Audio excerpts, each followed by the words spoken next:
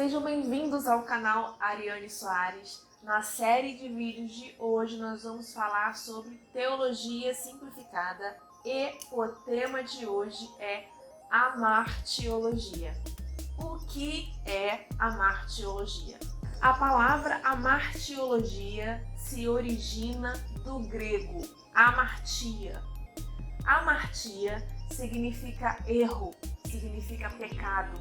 Ou seja, a martiologia é a ciência que estuda o pecado, sua origem e suas consequências. Esse é o assunto que nós vamos tratar a partir de hoje e nos próximos 2 vídeos. Nós temos 3 temas para falar de amartiologia. Nesse vídeo nós vamos falar sobre a queda do homem e nos próximos vídeos nós vamos falar sobre a lei de Adão e sobre o pecado original. Vamos começar então falando sobre a queda do homem. De acordo com as escrituras, quando a gente lê lá a partir de Gênesis, lá no livro do princípio, a gente tem ali o relato da criação. Não só da criação de todas as coisas, da criação do universo, da criação da terra, da criação da natureza, como também da criação do homem. Sabemos que Deus criou o homem e o colocou no jardim, no Éden.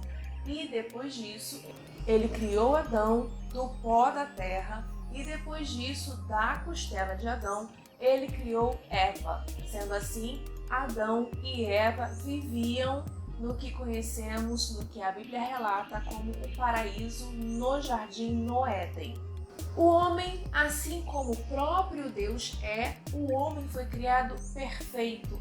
O homem foi criado sem defeitos, sem máculas, sem falhas, sem erros. E dentro do homem foi colocado a lei do amor, que é a lei do próprio Deus. Junto com a lei do amor vem a lei do livre-arbítrio. Por quê? Porque quando você ama, você deixa livre. Quando você ama, você dá liberdade. O amor não é uma prisão. O amor não é uma cadeia. O amor não é algo que você segura. O amor não é dominador.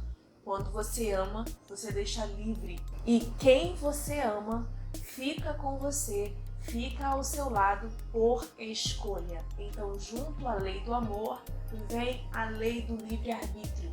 Ao mesmo tempo que Deus implantou no coração do homem a lei do amor, Deus também implantou no coração do homem a lei do livre-arbítrio. Deus criou Adão, Deus criou Eva e deu a eles a liberdade. Por amor, deu a eles a liberdade de escolha. Eu criei vocês e vocês ficam comigo se vocês quiserem. O amor de Deus, ele é perfeito. Ninguém é obrigada a ficar com Deus, a ficar ao lado de Deus se não quiser. Ele nos ama incondicionalmente.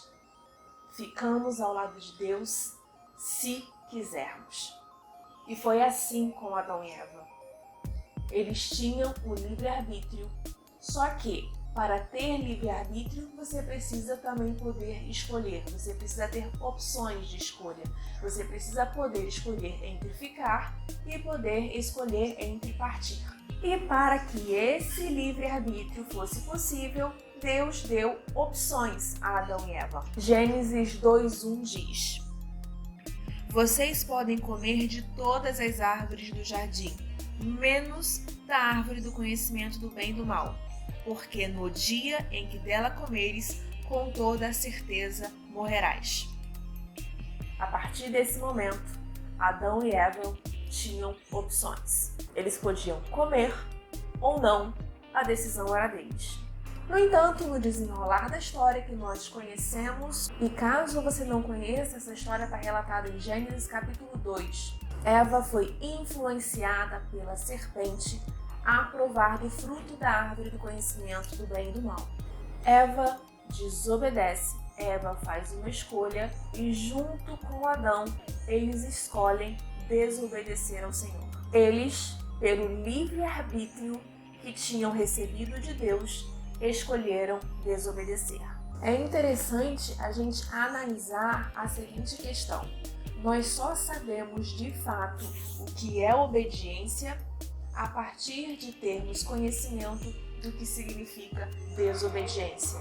Nós só sabemos de fato o que significa algo quando também conhecemos a sua oposição. A gente só sabe o que é estar alegre porque conhecemos o que é estar triste. A gente só sabe de fato o que é estar satisfeito porque conhecemos o significado de insatisfação. É a existência do negativo que reafirma o positivo. Vamos abrir um parêntese aqui nessa aula. Há quem diga que essa história, que esse relato do Jardim do Éden, que esse relato de Gênesis, ele não é literal, ele é alegórico. Há quem afirme que isso é apenas uma alegoria para nos trazer certo conhecimento de determinado assunto. Eu, Ariane Soares, na minha humilde opinião, discordo. Na minha opinião, esse fato ele é real, ele é literal. E eu vou justificar para vocês porque eu confirmo, porque eu acho que esse fato foi literal. Como nós já falamos aqui nessa série de vídeos, nos vídeos passados sobre antropologia, todas as culturas do mundo têm uma história, têm um relato, têm uma teoria, têm uma lenda a respeito da criação. Dessa mesma forma, todas essas histórias, todas essas lendas têm uma referência, têm uma história, têm um conto a respeito do surgimento do homem, da origem do homem no planeta Terra. E em todas elas, em todas essas histórias, independente da crença, independente da religião, independente se é uma religião antiga ou se é uma religião moderna, em todas as religiões existe um único consenso. O consenso é que o homem foi colocado no planeta Terra por uma divindade. E nesse mesmo consenso, esse homem que foi colocado no planeta Terra por uma divindade, ele vivia no paraíso e por algum erro cometido por ele foi expulso desse tal paraíso. Todas as lendas a respeito da criação do homem se remetem ou fazem referência a essa situação específica. Cada lenda, cada religião, cada cultura, cada história conta esse fato de formas diferentes, em versões diferentes, mas o fato principal é esse.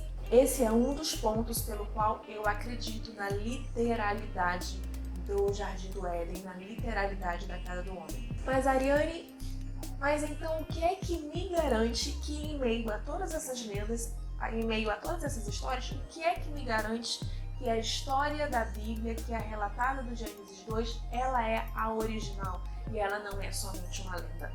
Mateus capítulo 19, versículos 4 e 5 diz o seguinte: Não tendes lido que aquele que os fez no princípio, macho e fêmea os fez? E disse, portanto, deixará o homem pai e mãe e se unirá à sua mulher, e serão dois uma só carne. Quem diz essas palavras é o próprio Cristo. Então nós temos no Novo Testamento Jesus reafirmando a veracidade do que está relatado em Gênesis.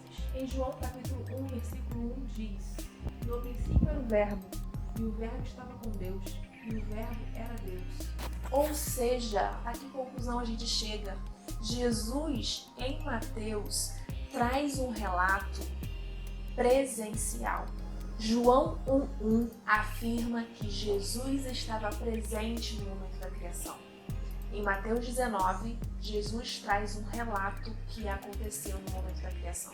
Ou seja, Jesus traz um relato no Novo Testamento sobre algo que ele mesmo presenciou na criação.